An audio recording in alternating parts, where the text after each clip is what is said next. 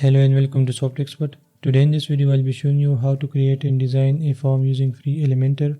I already have a video about this topic where I discussed Form. That is also a good plugin, and in this video we're going to discuss Fluent Form that allows us to create different types of forms like contact form, request form, subscription form, and then we can design that form using free Elementor. So if you need a custom designed form using free Elementor, this video is for you. And without further ado, let's get started. So here I am in WordPress dashboard, and no matter what theme you are using, just make sure it's compatible with Elementor. If I go to themes, you can see I am using the free Hello theme, and also I am using free Elementor here. And now to create a form, we will need to install Fluent Form plugin. For that, you can just go to plugins, then add new, and here search for Fluent Form. And you will see a couple of plugins. This is the one that we need. Contact Form plugin by Fluent Form for quiz, survey, and drag and drop WP form builder.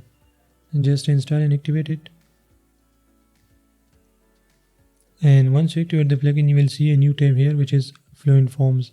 If you go to all forms, you will see these two forms are created by default, and this one is a subscription form and this is a contact form demo. Now you can delete them or you can just customize them, and if you want to preview any of them, just click on preview.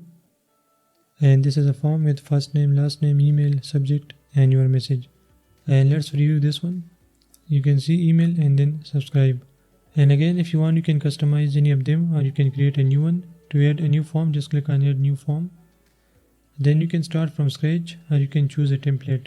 If you click templates, you will see some templates that you can use. This is a contact form, smart UI form, and so on. So you can use them or you can create your own form.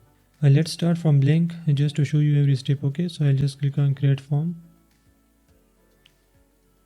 and this will reload the page, and you can see a blank form. We don't have any fields. Now if you want to add fields, you can just select from these fields: name fields, email, simple text, mask info, text area, and so on. Let's say I want to add a name field, so I'll just click on this plus and I can choose a name field. Now this is first name, last name that you can see over here. If you need the middle name also, just tick here. Now you can see first name, middle name, last name. And this is the admin label that you will get in your email. Okay, you can change it if you want to. Now to further customize these fields, you can open up these where you can change the label placement. This is the label, by the way. You can move this to right, bottom, left.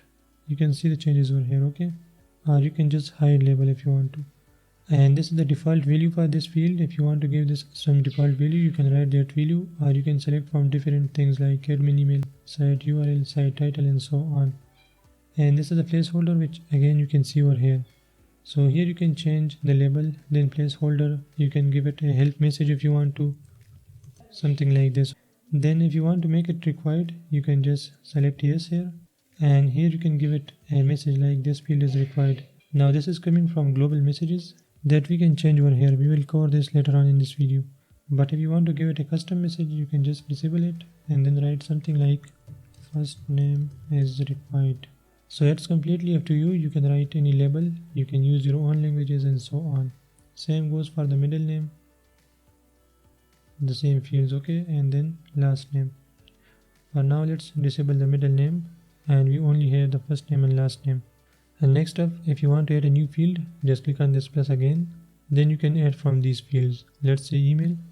So we added email. Again, we can make changes for it. Like we can change the admin label, the admin field label, and then placeholder. We can make it required. This is the global message, and we can even validate this email. So if someone write an invalid email, it will show this message, and it will only take correct emails. Okay. Then you can go to advanced options. And you can do further settings for this, like default value, container class. If you give it any container class, you can then design it by using custom CSS. You can give this element a class, a help message, and then you can validate it as unique. So you can have prefix label and suffix label, and you can even have conditional logic for a specific field. Okay, so you can already see this pre-plugin is very powerful with lots of options. Let's try adding new fields. For that, we can go to input fields, and we can add a text area like this, and then we can change the label and placeholder. Let's say message and something like this. Okay, and the number of rows and columns indicates the height and width of this text area. If I increase it, you can see the height over here, okay? And then again you can make it required, and you can go to advanced options to explore all these options. Lastly, if you want to have 2 columns layout in this form, you can just go to input fields again, then go to container, and here you can use these column layouts like 2 columns, 3 columns, 4 columns, and so on. Just drag it over here. Now we can add a field here and one here. So let's click on this plus, and this time let's use a drop down. So we will call this country or something, and then we can write the country names. This is just to show you, and this is the placeholder which you see over here. Again, you can do multiple settings for this drop down. You can explore these settings. This is not the topic of this video. Then just click on this plus again, and you can add a new field like radio fields, and we will call this something like this, okay? Now you can add different values here. You can show values, you can calculate values by these fields, and you can even add photos here, okay? And if you want to change the layout to horizontal, just go to advanced options, and here you can change the layout to 2 columns like this. And you can also have button styles like these. So it's completely up to you. Now you can add multiple fields based on your need, like you can add a complete address line 1, 2, city, state, zip code, country, on, okay? And lastly, you can also make changes to this button. Just click on it, then you can change its text here, and you can add an image here, you can change its style, and so on. And once you are done, just save this form. Now you can display this form directly in Elementor, okay? So let me show you how. Let's go to pages, we'll add a new page, and let's call this Fluent Form, and we'll edit it with Elementor. And let's close this. And now here you can create a structure first. So we will use 2 columns layout, and now we can add a form here. So let's go to all elements, and here we will search for form. Now this is a form from Elementor Pro, okay, and this is Fluent Form. If I drag it over here, then make sure to select a form here.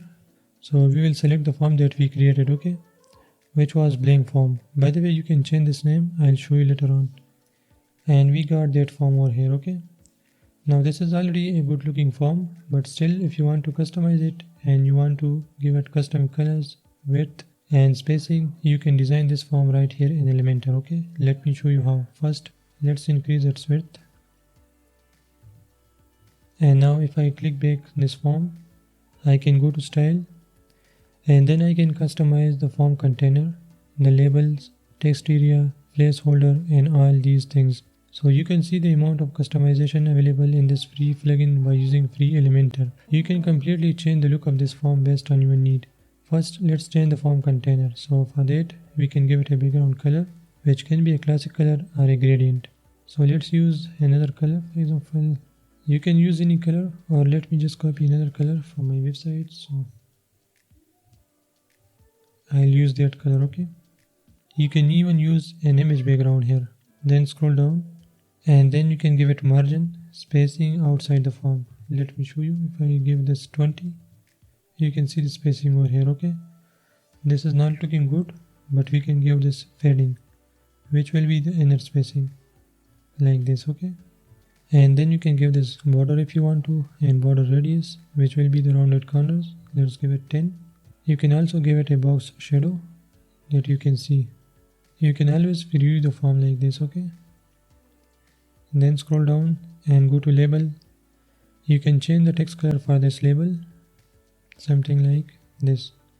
Now you can see different labels, okay. And you can also change the typography. If you want to give this specific font size, and so on, you can change them over here. I will not go in much detail. You can watch my previous videos about Elementor to learn all these things. Then same goes for input and text area. Here you can change the alignment, the background color, which is white now, the text color, which is this color, the border type, border radius, and so on. If I change this to 0, that you notice here. If I give it 50, these are now more rounded, but the default one is fine. So let's scroll down. This is the text indent and the input width, input height, and so on. You can change these values like these, okay. Then you can give it fading like this. You can make it 50, okay. So mostly the default values will be fine, so let's remove them. Then scroll down. Same goes for placeholders, which is this text. review and checkboxes, you can change the styles. This is the GDPR terms and condition that we can add. And section break, if you have a multi-step form, you can design that over here. Then checkboxes, and then address lines, and so on.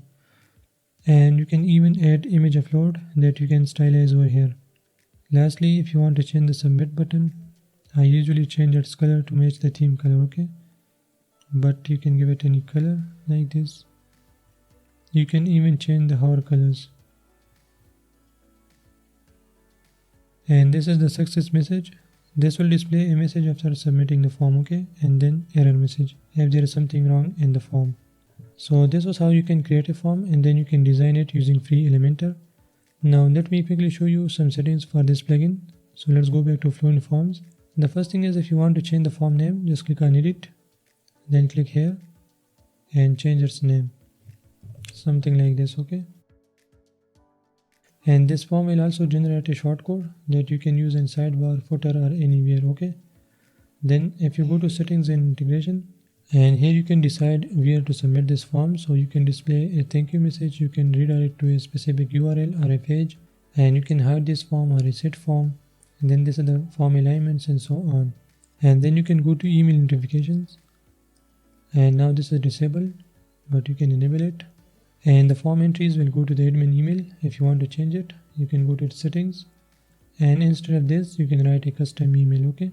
And this is conditional confirmation, which is available in Pro version, and you can even give this some custom CSS and JS, and you can also track your entries over here, okay? If you go to entries, so if a user submit the form, you will see the user data over here, and you can even export these entries as a CSV file. You can import them to another website and so on.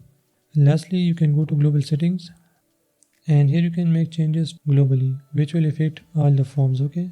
The setting I showed you was for a specific form, okay? And this will affect all the forms. So if you scroll down here, you will find those messages. This field is required. The email must contain a valid email. So you can change these messages here. And there are lots of settings available in this plugin that I can't cover in this short video. I was just giving you an idea about the plugin and then how you can design a form using free Elementor, okay? So I hope you will find this video helpful. To learn more about WordPress and Elementor, just follow my channel. And still, if there were any questions, you can ask in the comment section. Thanks for watching, and I'll see you in the next.